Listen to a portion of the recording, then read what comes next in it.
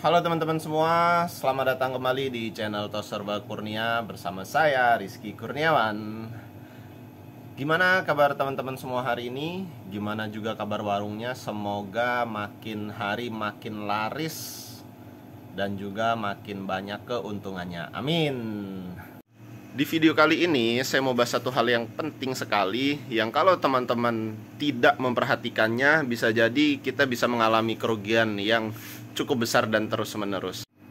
Nah, teman-teman, kesalahan saya maksud adalah ketika kita mendapatkan supplier yang nakal. Yang nakal seperti apa? Yakni salah satunya adalah timbangannya tidak sesuai.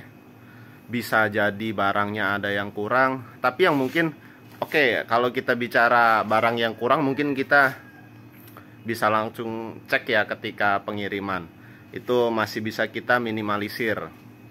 Nah, sedangkan yang sangat fatal dan mungkin tidak kita sadari adalah ketika kita dapat supplier yang itu timbangannya tidak akurat. Semisal begini ya teman-teman, ini ada telur ayam. Nah, hitungannya telur ayam itu kalau satu ikat ini seharusnya isinya 15 kilo bersih. Kemarin saya sempat curiga karena tray ini tengah-tengahnya banyak yang kosong. Ada 3 tray waktu itu yang kosong. Jadi karena saya rasa ini udah janggal, terlalu banyak yang kosong. Kenapa kok dikosongin? Nah gitu kan ya. Nah jadi saya timbang lah satu ikat ini. Saya timbang seharusnya kan ketika 15 kilo bersih, artinya dengan karpetnya ini, dengan traynya ini, kita ukur per lembar ini 1 ons. Jadi ketika kita timbang 15 kilo dan kemudian karpetnya ini ada 10, artinya timbangan itu akan menjadi 16 kotor gitu ya, sehingga 15 bersihnya. Ketika saya timbang, apa yang terjadi? Ternyata isinya hanya 15 kilo berikut dengan tray-traynya. Artinya isi bersihnya sebenarnya hanya 14 kilo. Nah, itu yang tidak kita sadari. Artinya seperti ini, ketika kita menghitung waktu itu telur ini satu ikatnya harganya 400.000. Kalau kita bagi dengan 15 kilo, itu ketemu modalnya di 26, sekian ya, 26,600. Nah, tapi apa yang terjadi ketika ini isi bersih telurnya hanya 14 kilo, maka modalnya menjadi 28. Sedangkan saya waktu itu menjual telur modal 26, saya jual di harga 28, 29. Artinya apa? Itu cuma gotong royong teman-teman. Bayangkan kalau kita nggak cek isinya. Jadi dengan balik modal, dengan hanya jual modal itu ya, modal 28 jual lagi 28 gitu kan. Selama ini kita hanya gotong royong, dan kalau kita nggak sadar itu mungkin bisa bertahun-tahun kita seperti itu. Dicoba deh teman-teman cek, kalau seandainya teman-teman beli telur itu ikatan, coba teman-teman timbang ikatan itu apakah benar dia nilainya 15 kilo bersih atau 15 kilo kotor, atau ya teman-teman bisa cek sendirilah gitu, apakah nanti sesuai dengan timbangannya ataukah tidak. Karena ketika kita ngecer kan nggak mungkin ya kita jual telur kemudian traynya ikut ditimbang, nggak kan, pasti telurnya aja yang kita timbang. Jelas kita sudah ada kerugian di situ. Jadi yang kemarin harga 400.000 itu seharusnya modal saya 28.000, bukan 26.000 gitu. Akhirnya apa? Saya cari supplier lain gitu kan. Kita belanja sendiri. Kemarin sempat ada 2 tempat sih kita belanja ke Indogrosir. Itu kita tanya langsung sama karyawannya, "Mbak, ini isinya 15 kilo bersih nggak?" "Iya bersih," kata dia. Jadi sepulangnya dari Indogrosir langsung saya cek, ternyata benar 15 kilo bersih. Kotornya sekitar 16, sekian lah gitu ya. Intinya 15 kilo bersih, jadi aman. Kita bisa jual ecer sesuai dengan modal yang sudah kita hitung ya, dibagi 15.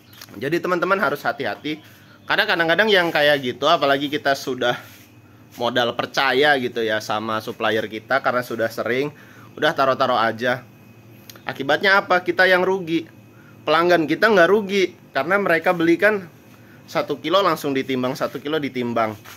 Kita yang rugi karena apa? Karena modalnya dibagi 15, ternyata hanya eceran dapat 14 kilo.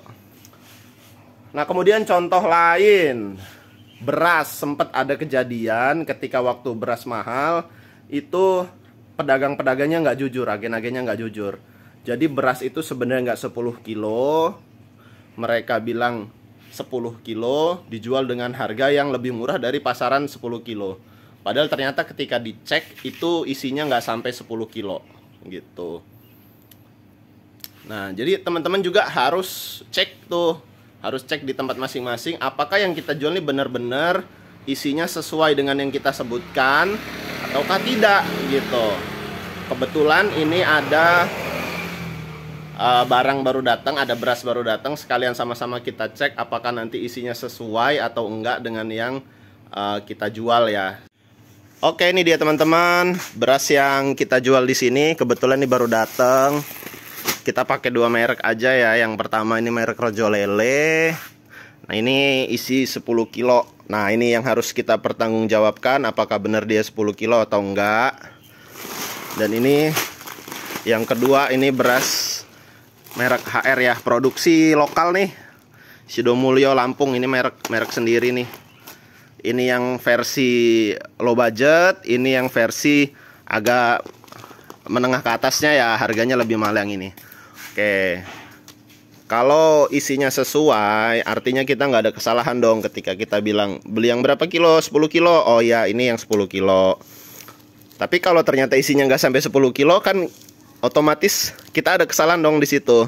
Kenapa kita jual beras 10 kilo tapi isinya nggak 10 kilo gitu ya. Kalau kurang-kurang dikit wajar lah, manusia boy. Yuk, ini udah ada timbangan digitalnya. Kita timbang saja. Halo. Nah, bisa pas banget. Nah, ini dia teman-teman, ini yang Rojo Lele 10 kilo. Kita lihat bener-bener 10 kilo ya. Halo bos, lagi syuting YouTube bos. Oh, iya. Mantap. Lama nggak kelihatan? Iya, ini baru jalan ini. Baik, kita lanjut teman-teman. Tadi kepotong ada sales datang. Nah, ini barang-barang juga udah nambah lagi. Tadi datang. Tadi yang 10 kilo, alhamdulillah tepat ya. Nih sekarang kita coba ukur yang kita timbang yang 5 kiloan. 4994 masih bisa dikatakan wajar ya.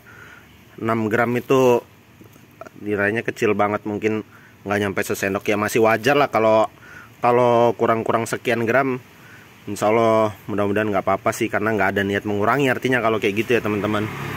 Tapi kalau kurangnya banyak sampai setengah kilo, apalagi sampai sekilo, itu yang bahaya. Ya itu tadi sampel aja lah ya, kita udah kasih contoh telur, terus beras. Kalau perihal kurang-kurang dikit kayak 1 gram, 4 gram itu masih bisa dianggap wajar lah ya, namanya timbangan orang. Kadang nggak seakurat ini, nggak seakurat dengan timbangan digital. Kayak tadi misal beras itu kalau dia timbangan jarum mungkin ya ketarannya udah pas aja gitu kan. Makanya saya lebih memilih timbangan digital supaya tingkatnya lebih akurat gitu ya teman-teman. Sebenarnya masih banyak yang lain contohnya ya, kayak saya pernah main minyak curah. Itu sebenarnya sempat kejadian agak diragukan isinya dalam Drigen. Cuman ya udahlah, nggak usah kita bahas, sakit. Terus kayak ya pokoknya yang bungkusan-bungkusan tradisional, bungkusan manual itu coba dicek lagi. Kayak misal kita beli gula udah perapatan, itu bener nggak isinya seperapat atau ternyata cuman 2 on. Minyak curah yang seperapat ternyata isinya cuman 200 gitu. Teman-teman cek sendirilah supaya jangan sampai kita akadnya menjual gula seperapat, nggak taunya gula itu isinya cuman 2 on gitu. Kan itu gimana hukumnya kata Pak Ustadz. Oke teman-teman, mudah-mudahan bisa membantu ya buat teman-teman semua. Terutama jangan sampai merugikan kita sebagai pedagang dan juga merugikan konsumen kita. Nantikan tips-tips selanjutnya hanya di Tos Serba Kurnia.